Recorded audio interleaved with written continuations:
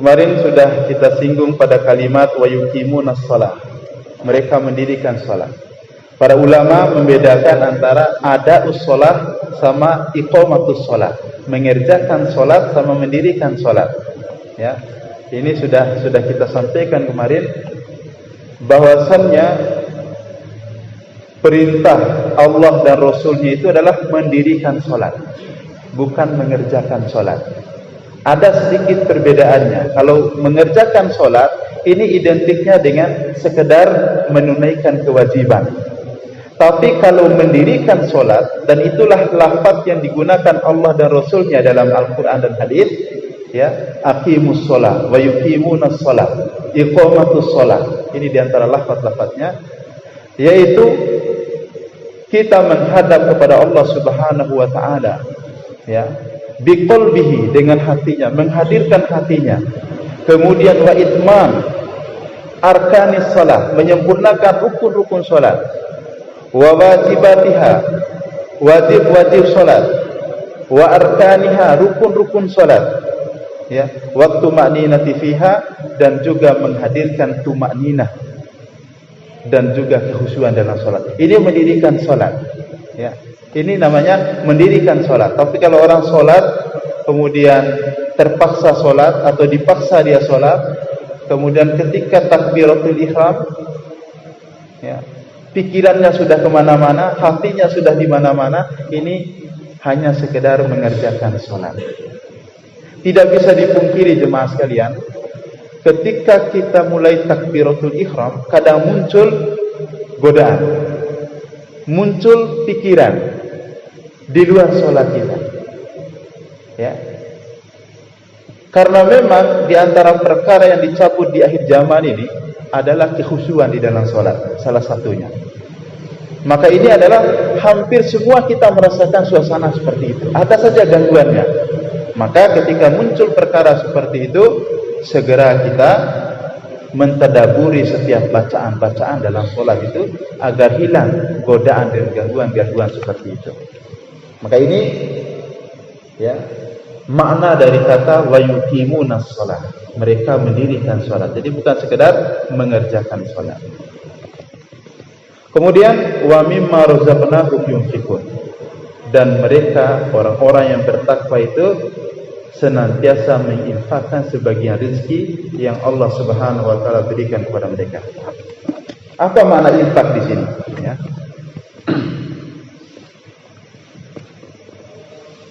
Ada salah satu riwayat dari Ibnu Abbas yang dikutip oleh Imam Ibnu Katsir di dalam kitabnya ini. Salah satu maknanya adalah zakatu amwalihim. Kalimat infak di ayat ini maksudnya adalah, menurut salah satu riwayat dari Ibnu Abbas, yaitu zakat mal. Kemudian disebutkan juga dari Ibnu Mas'ud, wa an unasin min ashabi Rasulillah sallallahu alaihi wasallam, riwayat dari Ibnu Mas'ud, dan juga banyak, ya, dari kalangan sahabat, mereka memahami wa mimma razaqnahum yunfikun. Kalimat infak di sini adalah nafaqatur rajuli ala ahlihi, yaitu nafkah yang diberikan oleh seseorang kepada keluarganya, istri dan anaknya. Wa hadza qabla an tanzila zakat. Dan pemahaman yang ini sebelum turun ayat tentang kewajiban zakat di surah At-Taubah, ya. Jadi sebelum turun ayat tentang zakat itu, yang mereka pahami tentang wa mimma razaqnahum yunfikun ini hanya sekedar nafkah yang dikeluarkan oleh seorang suami, yang diberikan suami kepada istri dan anaknya. Tapi setelah turun ayat yang berkaitan dengan zakat, maka termasuk juga kalimat infak di ayat ini, termasuk zakat mal juga.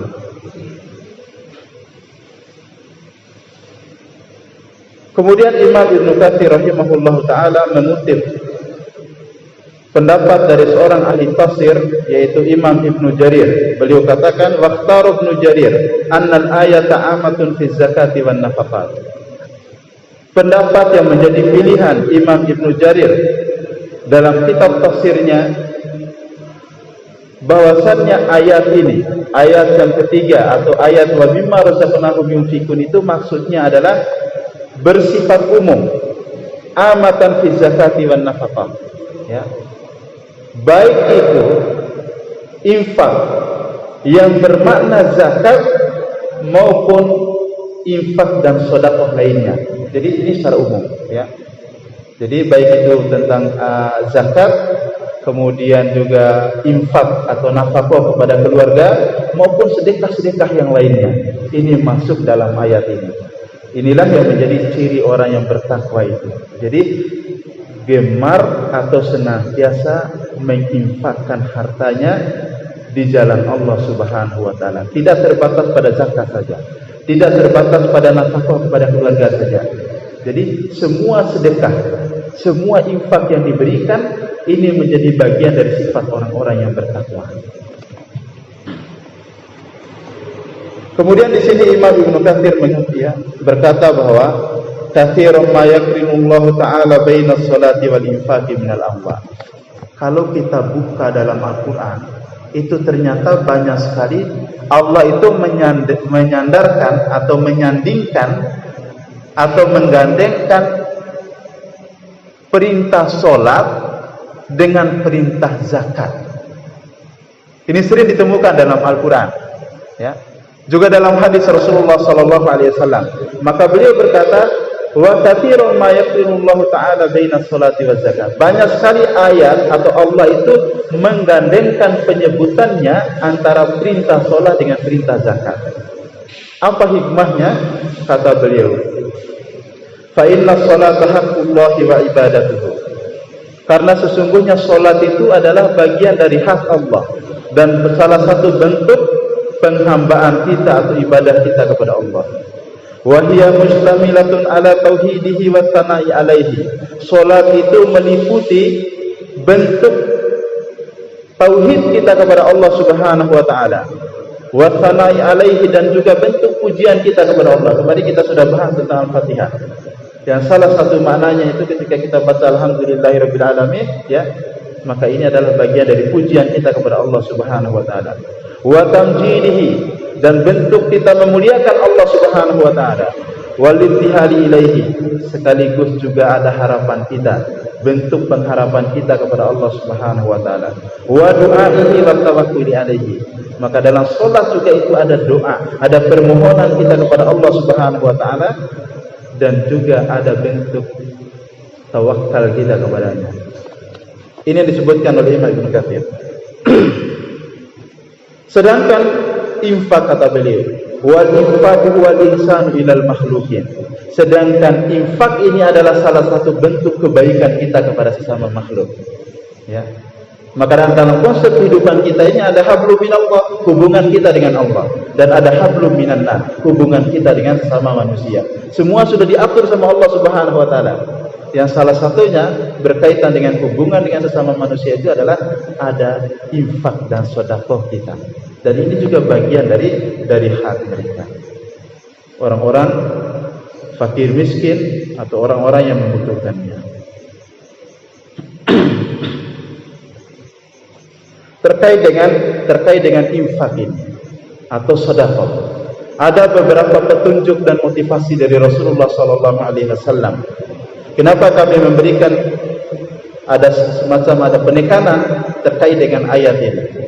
Karena nanti jemaah sekalian, salah satu amalan yang diminta, yang disesali oleh orang-orang di dalam kubur ketika disiksa, mereka itu minta kembali ke dunia. Maka salah satu, bahkan yang pertama disebutkan itu apa? Ketika mereka minta kembali ke dunia, ya, mereka ingin lebih banyak bersedekah. Ini sudah Allah sebutkan dalam Al-Quran. Ketika disiksa di alam kubur, kemudian mereka menyesalinya, mereka minta kepada Allah Subhanahu wa taala untuk dikembalikan ke dunia walau sesaat. Amalan yang pertama yang mereka minta itu, yang mereka sebutkan itu adalah bersedekah, ya. Karena sesungguhnya terkait dengan sedekah ini memiliki banyak keutamaan, baik itu sifatnya dunia maupun akhirat. Kita yakin semua jemaah pasti mau kalau pagi-pagi sudah didoakan oleh malaikat. Ya.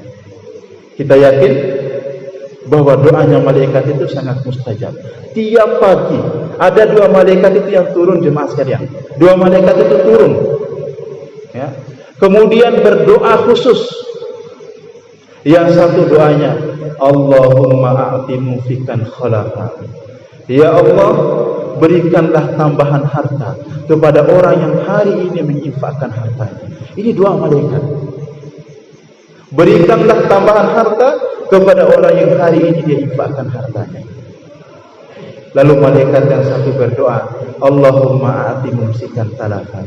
Ya Allah, berikanlah kekurangan harta kepada orang yang hari ini dia bakhil, dia kikir, tidak mau menginfakkan hartanya. Ini luar biasa. Malaikat langsung yang berdoa kepada Allah. Maka dalam matematikanya kita sama matematikanya Allah itu beda. Makanya kenapa malaikat itu berdoa seperti ini? Ya. Matematika kita, kalau kita punya uang 100.000, kita infakkan 10.000, maka berkurang. Jumlahnya itu jadi 90.000, berkurang. Ini menurut hitungan matematika kita. Tapi ternyata matematikanya Allah Subhanahu wa taala itu berbeda. Ya. Berbeda dengan perhitungan kita. Maka kata Rasulullah, "Mana qasamalun min shadaqah." Harta itu tidak akan pernah kurang dengan sedekah, meskipun nominal. Dalam hitungan kita itu berkurang, tapi di sisi Allah itu bertambah. Bagaimana dia bisa bertambah? Allah sediakan keutamaannya. Satu sedekah yang kita keluarkan, Allah balas jadi 10. Cuman kadang kita saja yang kurang yakin sebenarnya.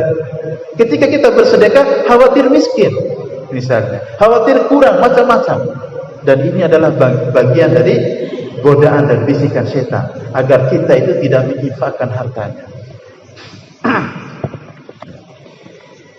Bahkan dalam surah Al-Baqarah terkait dengan infak, insyaallah nanti kita bahas pada saatnya, Allah bandingkan, Allah itu umpamakan dengan sebiji benih. Mathalul ladzina yunfikuna amwalahum fi sabilillah. Perumpamaan orang yang menginfakkan hartanya di jalan Allah, kamathali habba, sama seperti satu biji benih. Ya.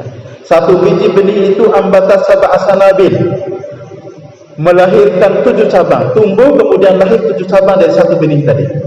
Wa fi kulli sumbulatin mi'atu habba, di setiap cabang itu melahirkan 100 benih lagi. Ini infak, matematikanya Allah Subhanahu wa taala. Ya. Satu benih lahir 7 cabang.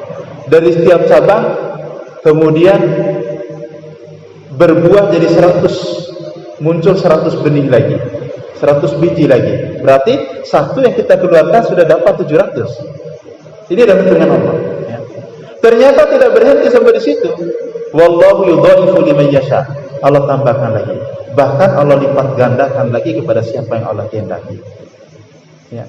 Maka jangan pernah ragu terkait dengan infak dan sedekah ini. Allah tidak melihat berapa jumlahnya, tapi yang Allah lihat adalah keikhlasan kita. Ya. Yang Allah lihat adalah keikhlasan kita ketika kita berinfak. Ada harapan kita akan pahala Allah Subhanahu wa taala ketika kita berinfak, berapapun nilainya. Apalagi kalau kita mampu istiqomah melazimkan infak ini, jemaah sekalian, maka manfaatnya itu luar biasa, baik itu dunia maupun untuk akhirat kita. Meskipun sedikit nilainya, maka Rasulullah SAW bersabda, ahabbul a'mali ilallahi adwamuha bil qalb. Amalan yang paling dicintai Allah itu adalah amalan yang dirutinkan pelaksanaannya meskipun sedikit nilainya. Ya. Jadi rutin di sini bukan tiap saat atau bukan harus tiap hari misalnya sedekah. Ada orang yang merutinkan sedekah itu, ya, ada tiap hari. Ada yang merutinkan sedekahnya tiap pekan, tiap hari Jumat misalnya. Ada orang yang merutinkan sedekahnya tiap gajian, meskipun ya 0,sekian% dia infakkan dari gajinya misalnya. Katakanlah 10.000 setiap terima gaji saya harus infak, rutin dikerjakan, dan ini ternyata jauh lebih dicintai Allah Subhanahu wa taala. Ada satu kisah jemaah sekalian, ya, dalam riwayat yang saya disebutkan, bahwa Imam Abu Hanifah rahimahullah ta'ala ini punya tetangga yang dikenal buruk akhlaknya, buruk perilakunya, ya.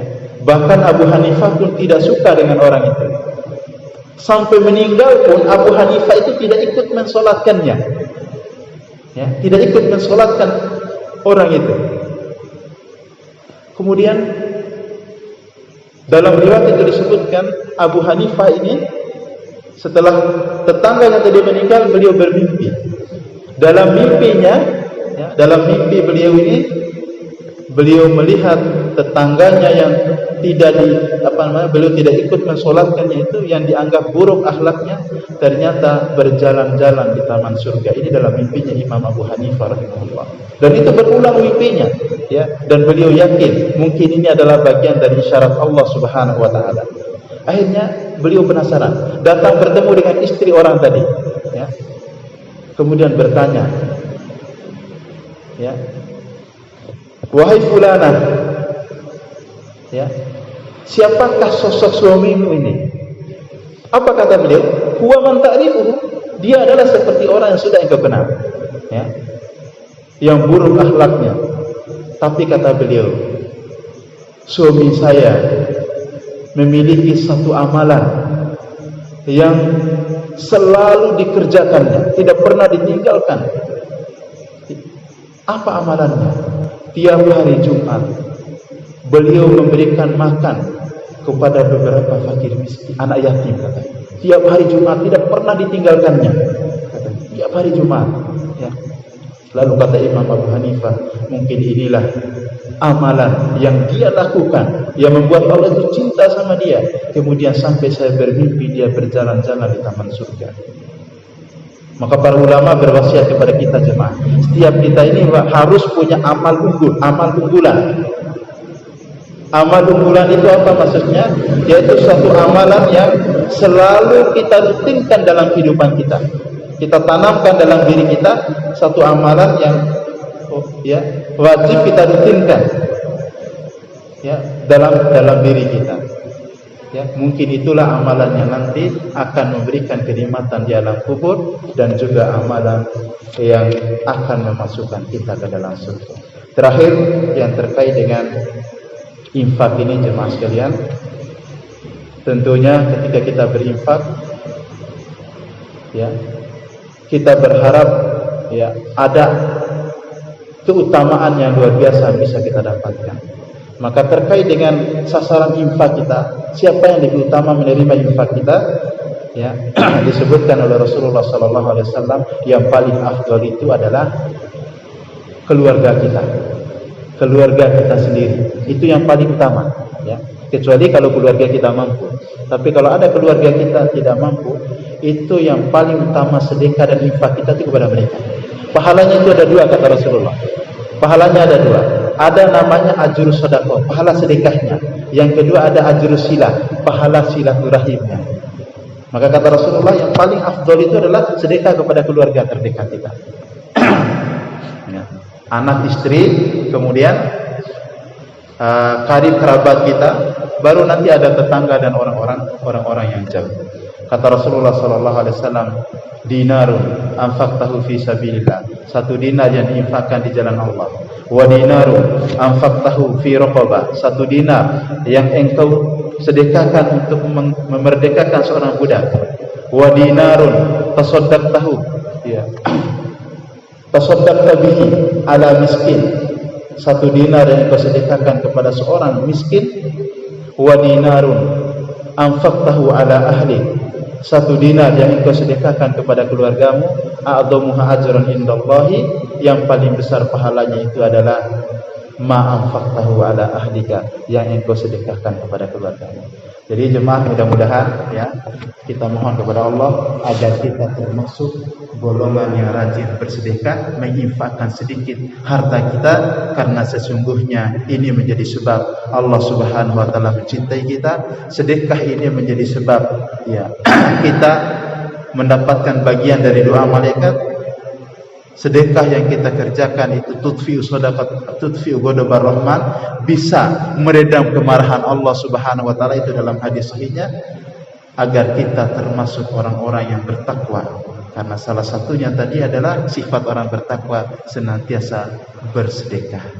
Mudah-mudahan hari ini yang belum, kita bisa mulai meskipun dengan 1.000 rupiah. Karena Allah tidak melihat soal nilainya, tapi keikhlasan hati kita insya Allah akan besar di sisi Allah Subhanahu wa taala. Demikian yang dapat kami sampaikan. Mudah-mudahan ini bermanfaat buat kita. Subhanakallahumma bihamdik, asyhadu an la ilaha illa anta wa astaghfiruka wa atubu ilaik.